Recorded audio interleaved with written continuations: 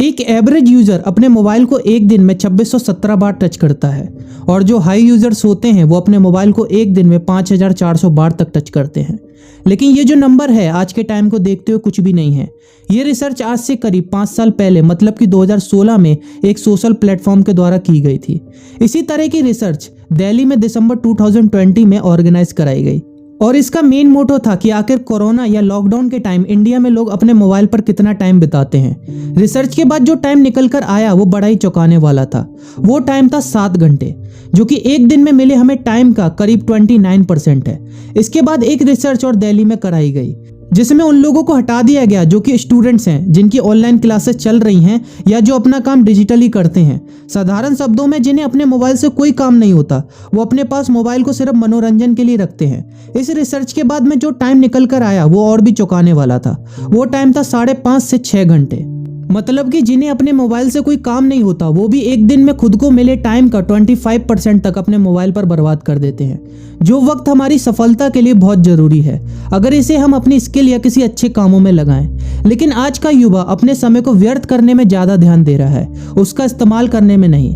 एक थोड़ी पुरानी लेकिन एक बहुत ही जरूरी रिसर्च के बारे में आपको और जान लेना चाहिए कि अगर हमें किसी फील्ड या किसी स्किल में बेस्ट ऑफ बेस्ट लेवल तक पहुंचना है तो हमें उस फील्ड या उस स्किल में 10,000 घंटे देने होंगे। मतलब अगर हमें एक बेस्ट सिंगर बनना है तो हमें अपने 10,000 घंटे सिंगिंग में स्पेंड करने होंगे, या अगर हमें एक बेस्ट क्रिकेटर बनना है तो भी हमें 10,000 घंटे देने होंगे, या एक बेस्ट बिजनेसमैन बनना है तब भी हमें उस फील्ड में 10,000 घंटे ही देने होंगे। और ये एक सच्चाई है। अब अगर हम एक छोटी सी कैलकुलेशन करें उन लोगों के साथ जिन्हें अपने मोबाइल से कोई इंपॉर्टेंट काम नहीं है तब भी वो अपने 5 घंटे रोज अपने मोबाइल पर वेस्ट करते हैं, तो अगर वो अपने मोबाइल को इसी टाइम के साथ 6 सालों तक यूज करते हैं तो रिजल्ट आता है 10,950 घंटे। यानी कि ये समय उसी समय के बराबर है जिसमें हमें किसी स्किल या किसी फील्ड में बेस्ट बनने के लिए चाहिए। इसका मतलब यह है कि जितना टाइम एक दिन में अपने मोबाइल पर वेस्ट करते हैं उतना ही किसी फील्ड या स्किल पर लगाएं तो हम 6 सालों के बाद उसे हासिल कर लेंगे। लेकिन हम ऐसा करते क्यों नहीं हैं? क्योंकि आज के टाइम में बढ़ती टेक्नोलॉजी के साथ हमारे मोबाइल और मोबाइल ऐप्स इतने एडवांस होते जा रहे हैं कि उन्हें हमें उनके प्रति एडिक्ट कैसे बनाना है ये वो अच्छी तरह जानते हैं। कोई भी ऐप्स या हमारा मोबाइल हमसे नहीं कहने वाला कि मेरा इस्तेमाल मत करो, आपका टाइम वेस्ट होता है, क्योंकि वो अपना काम कर रहे हैं। अब अगर हमें अपने टाइम को वेस्ट होने से बचाना है और इस टाइम का अच्छी जगह यूज करना है तो हमें ही कुछ करना होगा, और आप ये आसानी से कर पाएं इसलिए ये वीडियो तैयार किया गया है जिसमें हम एक ऐसा हल जानेंगे जिससे हम अपने मोबाइल की तरफ एडिक्ट ना हो। देखिए, जब भी हम कोई मजेदार एक्टिविटी करते हैं या जिस एक्टिविटी में हमें किसी रिवॉर्ड की चाह रहती है तो हमारा ब्रेन उस टाइम डोपामिन रिलीज करता है, जो कि एक न्यूरोट्रांसमीटर है जिसे सरल भाषा में केमिकल मैसेंजर भी कहा जाता है। अब आप सोच रहे होंगे कि ये तो हमारे लिए अच्छा है। हाँ, ये हमारे लिए अच्छा है, लेकिन जब हमारा ब्रेन मोबाइल के इस्तेमाल करते समय या किसी सोशल प्लेटफॉर्म का इस्तेमाल करते समय हमारा ब्रेन डोपामिन को रिलीज करता है तो ये हमारे लिए गलत है, क्योंकि इस सिचुएशन में ये हमारे ब्रेन को डोपामिन एंटीसिपेशन के लिए ट्रेन करता है। एक तरीके से ये हमारे मोबाइल के प्रति हमें एडिक्ट बनाता है। इसे और अच्छे से समझने के लिए एक एग्जांपल लेते हैं। मान लीजिए हमारे मोबाइल पर एक नोटिफिकेशन आता है कि किसी ने आपकी फोटो को लाइक किया या कोई कमेंट किया या किसी ने आपको फॉलो किया। इस टाइम आपका मन क्या करेगा?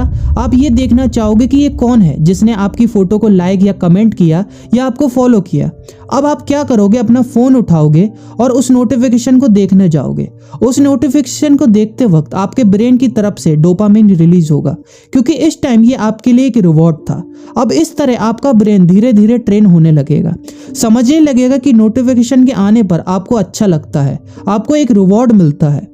अब आगे होगा ये कि जब भी आपको कोई नोटिफिकेशन की आवाज आएगी, भले ही वो नोटिफिकेशन लाइक, कमेंट या फॉलो का ना हो, उसमें कोई रिवॉर्ड ना हो, आपका ब्रेन नोटिफिकेशन को देखने से पहले ही डोपामिन रिलीज कर दिया करेगा और इस तरह आप अपने मोबाइल के प्रति एडिक्ट होते जाएंगे।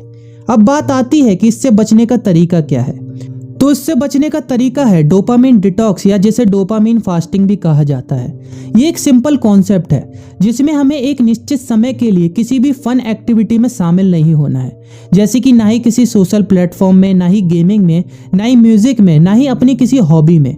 अगर साधारण शब्दों में कहूँ तो हमें एक निश्चित समय के लिए अपने आप को बोर फील कराना है। कुछ भी ऐसा नहीं करना है जिससे हमारी बोरियत खत्म हो। अब इससे होगा ये कि जब भी हम डोपामिन डिटॉक्स या डोपामिन फास्टिंग करेंगे तो हम डोपामिन के वैल्यू को हाई लेवल से लो लेवल में ला पाएंगे, जिसे करते रहने से हमें बोरिंग चीज़ें भी अच्छी लगने लगेंगी, जिसके जरिए हमें अपने मोबाइल या आने वाले किसी भी नोटिफिकेशन को देखने की चाहत कम होती जाएगी, क्योंकि हमें अब बोरिंग चीज़ों में भी मज़ा आने लगा है। अब एक डाउट और आता है कि हमें डोपामिन फास्टिंग करनी कितनी देर तक के लिए चाहिए। तो इसके लिए कोई फिक्स टाइम या कोई ड्यूरेशन नहीं है, ये आपके ऊपर है आप इसे किस टाइम और कितनी देर के लिए करना चाहते हैं। अगर मैं आपको सजेस्ट करूं तो जिन्हें डिजिटली कोई काम नहीं होता उन्हें डोपामिन फास्टिंग को रेगुलर 2.5 से 3 घंटे के लिए करना चाहिए, और जो डिजिटली काम करते हैं उनके लिए ये कर पाना थोड़ा मुश्किल होगा। लेकिन एक सच्चाई और है कि ऐसा नहीं है कि हमें पूरे दिन में 1 घंटा भी फ्री ना मिलता हो, लेकिन उस टाइम को हम अपने मोबाइल या किसी और चीज़ में वेस्ट करते हैं। इसकी जगह हमें डोपामिन फास्टिंग करनी है। लेकिन जिन्हें सच में ही जो डिजिटली काम कर रहे हैं उन्हें जरा भी टाइम नहीं मिल पाता, वो वीक में 1 दिन अपने अकॉर्डिंग जैसे सैटरडे या संडे इसे एक्सरसाइज एक्टिविटी में 2 से 3 घंटे के लिए भी कर सकते हैं। क्योंकि देखिए इस सिचुएशन में आप डिजिटल वर्ल्ड में अपना टाइम वेस्ट नहीं कर रहे हैं, आप वहां से कुछ सीख रहे हैं, कुछ अर्न कर रहे हैं। लेकिन तब भी हमारे लिए वीक में 1 बार डोपामिन फास्टिंग करना जरूरी है, क्योंकि हो सकता है कहीं हम आगे चलकर इस डिजिटल वर्ल्ड के प्रति एडिक्ट ना हो जाएं। डोपामिन डिटॉक्स या डोपामिन फास्टिंग से रिलेटेड कई मोबाइल एप्लीकेशंस भी हैं जो कि आपको आसानी से मिल जाएंगी। ऐसा मत सोचिएगा कि मोबाइल से बचने के लिए मोबाइल ऐप्स, ये इसलिए क्योंकि ये डिजिटल वर्ल्ड है और आजकल सुधार करने के लिए या अपना बचाव करने के लिए डिजिटल एक्शंस ही लिए जाते हैं। तो बस यही कुछ बातें आज आपसे करनी थी। अगर वीडियो अच्छी लगी हो तो वीडियो को लाइक और शेयर करना मत भूलिएगा, और हमें कमेंट करके बताइएगा कि ये वीडियो आपको कैसी लगी।